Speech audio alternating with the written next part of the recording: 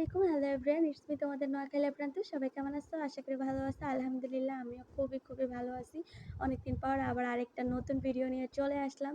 আমি আজকে অনেকদিন পর একা কোথাও যাচ্ছি। মানে আমি এত বেশি হ্যাপি ফিল করতেছিলাম।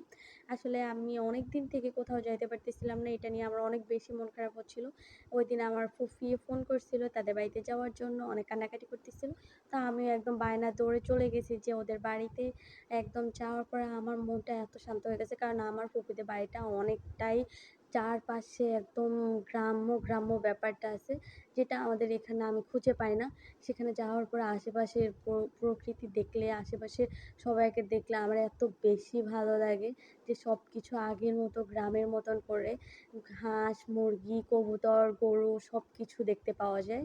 এত বেশি এক্সাইটেড ছিলাম যে বলার বাহিরে। যাওয়ার পর অনেক মজা করলাম, অনেক ঘোরাঘুরি করলাম, অনেক আড্ডা দিলাম।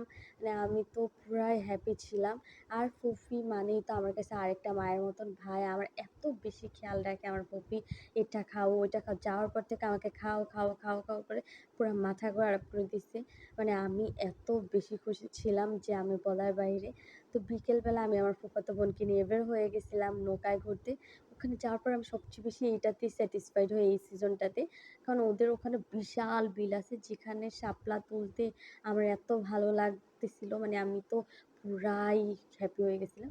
তার মাঝখান দিয়ে মজার বিষয় হয় কি, বৃষ্টি আসে। আমি বললাম যে আসবে না বলে আমরা মজা করে বসেছিলাম। ওই নৌকাতে ভিজতে তখন বাসায় আসি।